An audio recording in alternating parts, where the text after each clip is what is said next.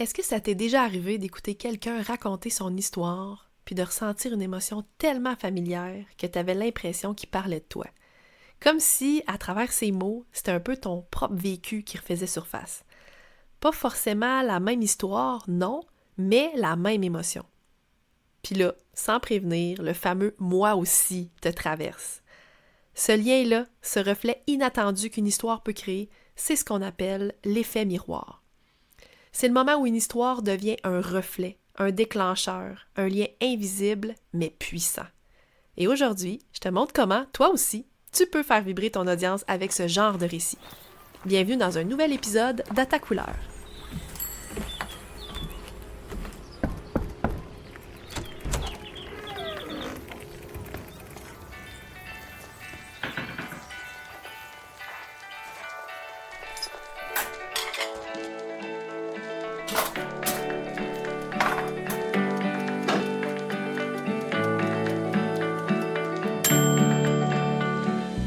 Bienvenue dans notre village virtuel où chaque entrepreneur est un artiste qui colore le monde à sa manière.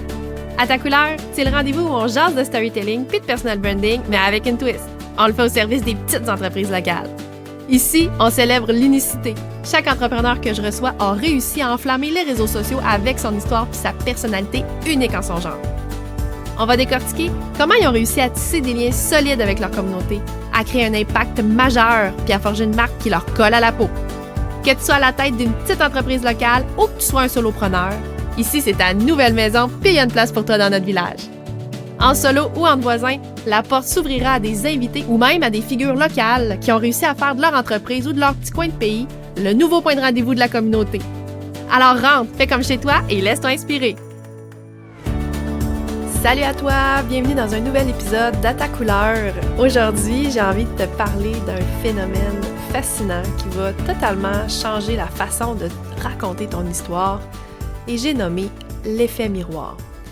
Je vais t'expliquer en profondeur pourquoi c'est si puissant, comment ça fonctionne, puis surtout comment l'utiliser à ton avantage pour toucher profondément ton audience.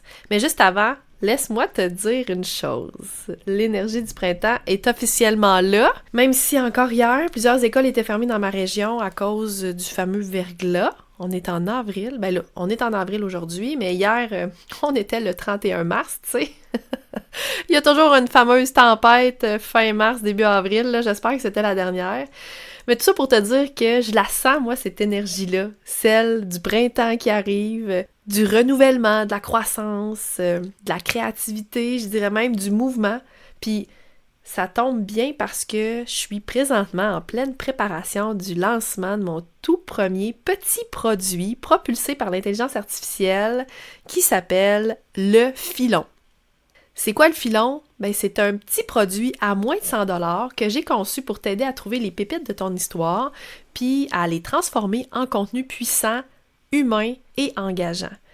Et grâce à l'intelligence artificielle, le filon, ben, il va analyser tes réponses, identifier les éléments clés de ton parcours, les fameuses pépites, comme j'aime les nommer dans mon univers, puis t'aider à clarifier ton positionnement.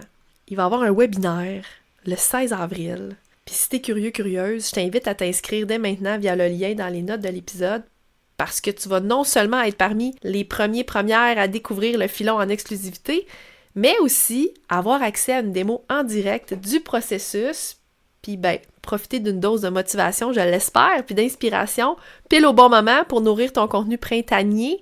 Je sais pas pour toi, mais moi le printemps, on dirait que ma créativité est comme en mode, je m'allais dire explosion. Donc, ça tombe pile poil au bon moment. Puis ben, je te dirais que ça se pourrait aussi que j'offre quelque chose de plus parmi les personnes qui se seront inscrites pour recevoir les infos en primeur de ce lancement-là. On sait jamais. Fait que j'espère que tu vas être là. J'imagine que tu l'entends là, dans ma voix. Je suis comme hyper excitée par ce nouveau petit produit-là. Je pouvais pas débuter l'épisode d'aujourd'hui sans t'en parler. C'est rare que je plug mes produits d'entrée de jeu, mais là, vraiment, c'est quelque chose que je suis vraiment contente, fière et satisfaite de sortir le 16 avril prochain. Donc, clique sur le lien dans les notes de l'épisode si tu as envie d'être des nôtres pour ce lancement de ce petit produit, le filon. Alors, on va revenir à notre sujet du jour parce qu'il est aussi excitant que mon lancement à venir. Puis je parle de l'effet miroir. D'ailleurs, je vous ai posé la question dans une de mes stories Instagram, à savoir quel sujet vous vouliez que j'aborde dans mon épisode solo, et c'est vraiment celui qui a reçu le plus de votes, mais vraiment beaucoup. Je pense que c'était comme 68%, quelque chose comme ça, et les autres vraiment plus bas. Donc, il s'est vraiment démarqué des autres sujets que je vous ai proposés. Alors, je suis vraiment contente d'aborder ce sujet-là aujourd'hui. Mais on va commencer par la base, là. C'est quoi l'effet miroir? Je pense qu'il y a vraiment de la démystification ici à faire, parce que l'effet miroir, c'est quand quelqu'un se voit en toi, dans ton histoire, dans tes émotions. Tu sais, le feeling quand quelqu'un partage son expérience puis que tu ressens instantanément un « Wow, ça me parle, on dirait vraiment mon histoire » ou encore « C'est exactement ça que je ressens ». Mais j'arrivais pas à mettre les mots dessus. On dirait que tu parles de moi, ou le fameux « moi aussi ». C'est ça, précisément, l'effet miroir. C'est comme si tu ouvrais une fenêtre, puis que l'autre voyait un bout de sa propre maison dedans. Donc, pas exactement la même déco, pas les mêmes meubles, pas la même, mais la même énergie, ok, les mêmes fondations. Pourquoi l'effet miroir fonctionne aussi bien? Ben, c'est parce que le cerveau humain, il est fait pour créer des liens à partir d'émotions similaires. Quand tu partages quelque chose de vrai, de vulnérable, tu actives les fameuses neurones qu'on appelle miroirs. Ces neurones-là font que, inconsciemment, la personne en face de toi, ou du moins, il n'y a peut-être pas en face de toi, mais qui t'écoute ou qui consomme ton contenu, ben, ressent ce que tu ressens. Donc, ça crée de l'identification, de l'émotion, du lien. C'est ça le nerf de la guerre du storytelling. Parce que ce qui fait qu'on se souvient d'une histoire, c'est pas la chronologie, c'est encore moins la quantité d'informations que cette histoire-là contient, c'est plutôt ce qu'on a ressenti en l'écoutant. Puis là, je te plug encore ma citation préférée, là. Tu l'as sûrement déjà entendu parce que je le dis souvent, mais la citation de Maya Angelou, qui vraiment capte exactement ce que je viens de dire. Maya Angelou disait « Les gens se rappelleront pas ce que tu as dit, les gens se rappelleront pas ce que tu as fait, mais ils vont toujours se rappeler ce qu'ils ont ressenti en ta présence. » Donc, ce qu'on ressent en t'écoutant, en te lisant, en te visionnant, bref, dépendamment le format du contenu que tu utilises. Pour ça, notre cerveau, il y a des mécaniques quand même assez bien rodées. C'est là que ça devient franchement fascinant. En tout cas, moi, ça me fascine énormément. Donc, c'est quoi les 3 bases psychologiques principales qui expliquent pourquoi l'effet miroir est si puissant? Le premier, c'est l'identification. Parce que en tant qu'humain, on est câblé pour chercher des connexions. Quand quelqu'un raconte une histoire qui nous rappelle ce qu'on a déjà vécu ou ce qu'on aurait pu vivre, il se crée comme une espèce de reconnaissance immédiate. Même si la situation exacte n'est pas tout à fait pareille, elle diffère, les émotions vécues, elles, sont universelles. C'est ce qui nous fait dire « Ah, moi aussi, j'ai ressenti ça. » Et c'est là que la magie commence. Une autre base psychologique qui explique pourquoi l'effet miroir est si puissant, c'est la projection. On s'en rend pas toujours compte, mais on projette constamment notre monde intérieur sur ce qu'on écoute, sur ce qu'on voit. Nos peurs, nos désirs, nos échecs non digérés, nos rêves secrets, tout ça va colorer la manière dont on va recevoir une histoire. Puis le résultat, ce que tu racontes peut prendre 1000 significations différentes selon la personne qui t'écoute. Puis c'est justement ça qui rend ton histoire si précieuse puis vivante, parce qu'elle n'est jamais reçue de façon neutre. Et une autre base, et là c'est la neuroscience en fait qui le démontre, c'est les fameuses neurones miroirs, comme je te disais, qui s'activent quand on observe une action ou une émotion chez quelqu'un d'autre. Autrement dit, si tu parles d'un moment où tu avais, exemple, le cœur serré, où tu avais des papillons dans le ventre là, pour imager une émotion, les régions du cerveau qui sont liées à ces émotions-là peuvent aussi s'activer chez ton auditeur. Même s'il est juste en train de t'écouter dans son char, c'est ce qui rend l'écoute d'un récit si immersif, presque comme si on le vivait nous-mêmes. Fait que tu vois que l'effet miroir, c'est un outil très puissant dans le storytelling. Puis la bonne nouvelle, c'est que tu n'as pas besoin d'avoir vécu une attaque de requin ou d'avoir monté l'Everest pour l'activer, OK? Donc, pourquoi l'effet miroir est déterminant pour ton audience? Donc, premièrement, là, parce que ça crée une résonance émotionnelle. Donc, une histoire qui active l'effet miroir, ça va droit au cœur parce qu'elle va générer une véritable connexion émotionnelle. Ton auditeur va pas juste se dire « Ah, c'est intéressant », mais plutôt « Hey, je comprends vraiment ce qu'il ressent ou ce qu'elle ressent ». Il y a une étude qui a été publiée en lien avec la neuroscience qui a révélé que les histoires qui évoquent des émotions similaires à celles qu'on a déjà vécues activent des régions cérébrales spécifiques associées à la mémoire émotionnelle. Donc, ça renforce la mémorisation. Les neurosciences ont vraiment démontré qu'on retient beaucoup mieux les récits envers lesquels on va s'identifier émotionnellement. Les histoires racontées de façon émotionnelle là, sont mémorisées 22 fois mieux qu'une information brute ou simplement factuelle. Donc, le pouvoir de mémorisation est 22 fois plus. C'est quand même puissant.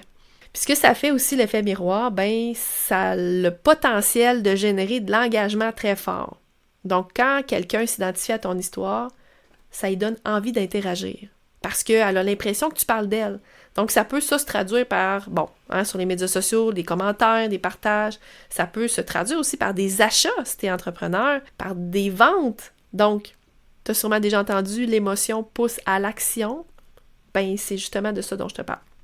Et là, je vais te dire une vérité qui fesse un peu, parce que t'as pas le contrôle total sur ton histoire. Non.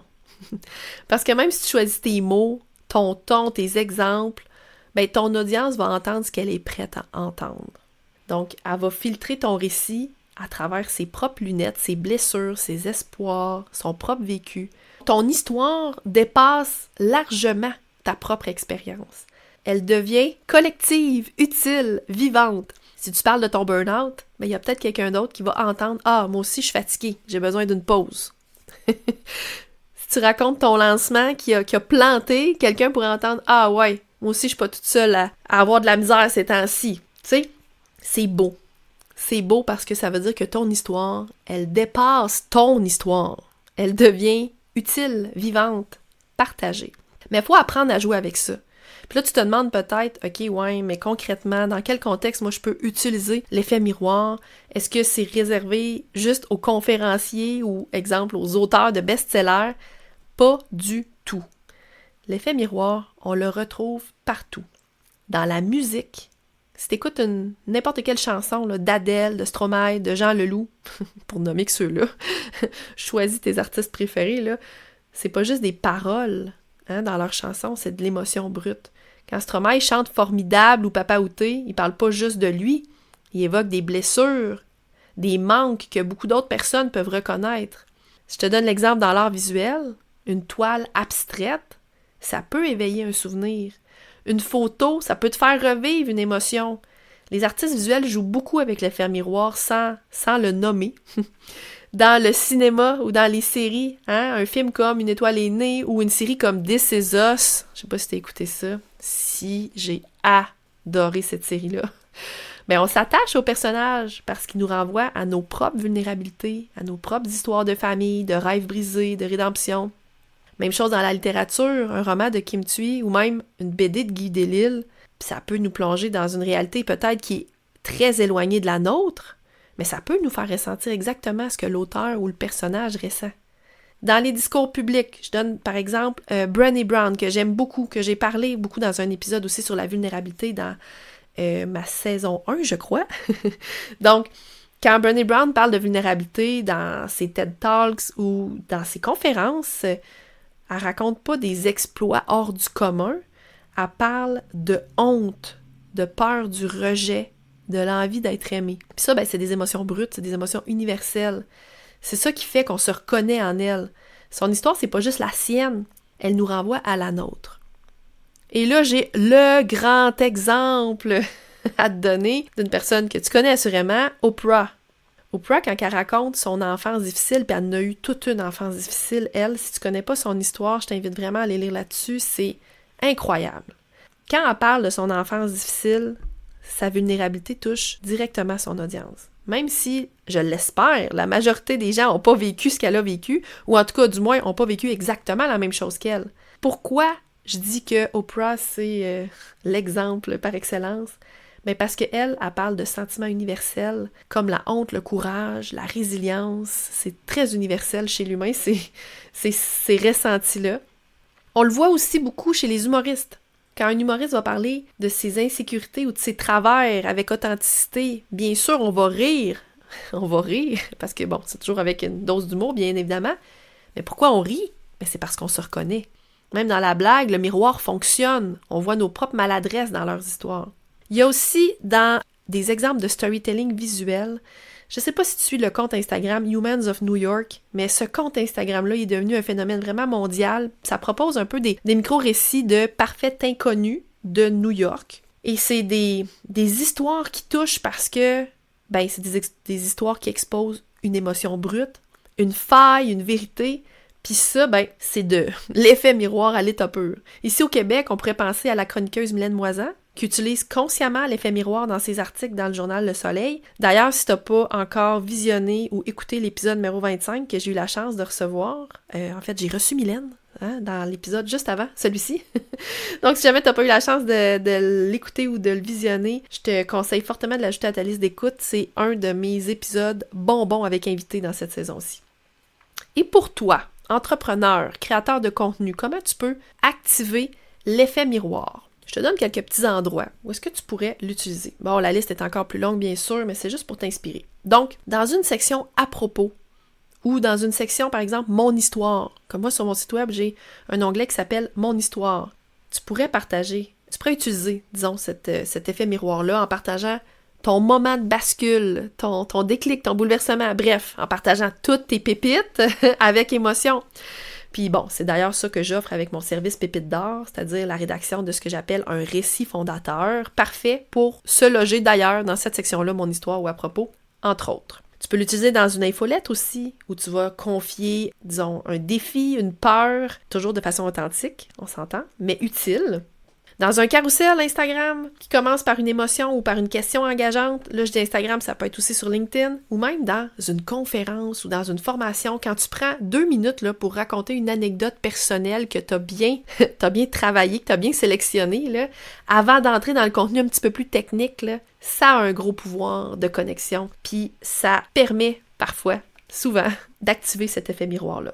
J'aimerais ça que tu retiennes aussi que c'est pas le fait que tu réussisses qui inspire le plus, c'est le fait que tu oses montrer ce qui est vrai et donc ce qui est universel. En résumé, tout contenu qui suscite de l'émotion, de l'identification ou de la projection, c'est un miroir en puissance. Puis ce miroir-là, c'est ce qui fait qu'on s'attache, qu'on clique, qu'on achète, qu'on reste. Fait que si tu as une histoire, tu as déjà un miroir entre les mains. Comment tu pourrais faire pour activer l'effet miroir dans ton contenu? Ton histoire racontée avec émotion et intention peut tout à fait faire miroir à quelqu'un d'autre. Comment tu peux l'utiliser concrètement dans ton contenu? Je te propose des pistes toutes simples, mais très efficaces pour provoquer cet effet miroir-là dans ce que tu racontes, que ce soit sur ton site web, dans une vidéo, une story, un carrousel, une infolettre, une conférence, bref, où tu veux. Première des choses. Et ça, c'est ce que je fais systématiquement pour pratiquement tout le contenu que je crée. J'en ai parlé d'ailleurs avec Francis Jeté sur son podcast Le Social Show. C'est d'identifier l'émotion pivot. Donc moi, là, avant de créer du contenu, là, je vais toujours me poser la question, c'est quoi l'émotion que je veux faire ressentir à la personne qui va consommer ce contenu-là? Qu'est-ce que je veux qu'elle ressente? C'est de choisir l'émotion principale qu'on veut transmettre. Est-ce que c'est la peur, la joie, la fierté, le soulagement? J'espère que c'est pas la peur que tu veux faire générer, mais du moins de façon bienveillante. Et là, construis ensuite ton histoire autour de ça. Construis ton récit, ta publication, ton infolette, peu importe ta pièce de contenu autour de cette émotion-là, en décrivant comment elle est née, comment tu l'as vécue, puis éventuellement, bien sûr, comment tu l'as surmontée. Tu sais, un exemple concret, je pense à l'auteur d'Harry Potter, là, J.K. Rowling, qui parle souvent du sentiment de rejet puis d'échec avant le succès d'Harry Potter. C'est pas son parcours précis qui va toucher les gens, mais c'est cette émotion universelle-là d'être rejeté puis de persévérer malgré tout. Petit exemple ici au passage. Autre façon de provoquer, si on veut, cet effet miroir-là dans ton contenu, c'est de poser des questions ouvertes. Au lieu de simplement décrire ton expérience, ton anecdote, ton bout d'histoire, invite ton audience à réfléchir à la leur. Par exemple, avez-vous déjà ressenti cette boule au ventre avant de prendre une décision importante? C'est une technique qui déclenche un processus de projection immédiate. Puis, c'est d'ailleurs ce que je fais avant chaque épisode de podcast. Tu l'as peut-être déjà remarqué, dans ma pré-intro avant mon jingle. Je vais toujours utiliser cette technique-là de projection immédiate en posant une question ouverte pour intégrer, si on veut, faire le pont vers le sujet de l'épisode. Autre façon d'activer l'effet miroir, c'est d'utiliser la narration en vous. Donc, par moment, parle directement à tes auditeurs. Tu sais, par exemple, tu pourrais dire « Imaginez que vous soyez à ma place dans cette salle d'attente. » 3 petits points. Bon. Parce que là, ce genre d'énoncé-là, ça les amène à se représenter mentalement la scène. Puis ça amplifie l'identification. Adresse-toi directement à tes auditeurs, à tes abonnés, à tes membres, bref, à qui tu t'adresses, à ton audience. Autre façon de faire que j'aime beaucoup, c'est de valoriser les tournants puis les transitions. Ce que j'appelle les moments de bascule. Okay? Un déclic, un bouleversement, une victoire, une épiphanie. Les fameuses pépites que j'aide à identifier dans mes accompagnements, c'est très puissant ça pour l'identification parce que ça marque un changement. Ça marque un tournant, une transition. Souvent, c'est précisément dans ces instants-là que ton audience va se dire « Hey, moi aussi, j'ai vécu un épisode similaire. » Et enfin, dernier truc pour stimuler l'effet miroir, conclure sur une réflexion ou une morale adaptative. Donc, termine ton histoire en invitant ton audience à réfléchir. Tu sais, par exemple, « Et toi, quelle leçon tirerais-tu de cette expérience-là? » Tu transformes ton histoire en une opportunité de croissance pour ceux qui t'écoutent. Donc, en conclusion, quand tu racontes ton histoire avec authenticité, tu fais pas juste parler de toi. Tu donnes la permission. La permission de ressentir, d'être vulnérable, de se raconter à son tour. Puis de nombreuses personnalités, je t'en ai nommé quelques-unes, mais écoute, la liste est vraiment longue, comme Brené Brown, qui est la spécialiste de la vulnérabilité que j'aime beaucoup. Parenthèse, si tu n'as pas écouté le documentaire, mais en tout cas sa conférence sur Netflix, qui est d'ailleurs sous-titrée en français, si jamais tu n'es pas bilingue, c'est du bonbon. Je pense que c'est La force du courage. Faudrait que je retrouve le titre. Je te le mettrai dans les notes de l'épisode. Si j'ai adoré cette conférence-là de Brené Brown. Touchante, vulnérable. Des personnalités comme Brené Brown prouvent que partager sincèrement son parcours, ça libère aussi les autres, le pouvoir de libération. Puis souvent, sans même que tu le saches, tu deviens ce miroir-là dont quelqu'un avait besoin. Donc moi, je te dis, continue de te raconter, continue de creuser, d'explorer, de mettre des mots sur ce que tu ressens. Même si tu doutes encore de ce que tu as raconté, même si tu penses que ton parcours il est trop ordinaire, rappelle-toi ceci. C'est dans l'ordinaire que l'universel se cache. Et c'est dans ta vulnérabilité que va résider ta plus grande force de connexion. Parce que t'oses dire « voici ce que j'ai vécu », t'aides l'autre à dire « moi aussi ». Et ça, ce fameux « moi aussi », il y a un pouvoir de connexion tellement puissant, tellement fort. Et c'est exactement ce dont on parlait Mylène Moisan et moi dans l'épisode numéro 25, à quel point c'est puissant cette reconnaissance-là, cette identification-là qu'on peut avoir avec les histoires qu'on nous raconte. Merci d'avoir été là aujourd'hui. J'ai envie de te dire que si cet épisode-là t'a touché ou t'a fait réfléchir, je t'invite à me le dire, à me l'écrire. Fais-moi un petit clip vocal, mes DM sont toujours grand ouverts. À le partager à quelqu'un qui aurait peut-être besoin d'entendre ça aussi, ou simplement à laisser infuser toutes ces belles idées-là en toi. Puis oublie pas, ton histoire est un miroir. Ose l'attendre. Salut là, à dans 2 semaines! J'espère que tu repars avec de nouvelles idées pour colorer ta propre histoire et pour connecter avec ta communauté. Continue à te démarquer, à créer des liens en apportant ta touche perso. Puis d'ici là, si tu as apprécié notre moment ensemble aujourd'hui, ça serait génial si tu pouvais laisser un avis sur le podcast. C'est comme un petit signe de la main quand on se croise dans notre village virtuel. Ça me réchauffe le cœur puis ça me donne une meilleure idée de ce qui t'intéresse vraiment. N'hésite pas non plus à partager cet épisode-là avec tes amis ou sur les réseaux sociaux. Puis si tu veux continuer la discussion, utilise le tag La Voisine Pro sur Instagram. Ça va me faire vraiment plaisir d'échanger avec toi. On se retrouve très bientôt pour une nouvelle discussion entre voisins.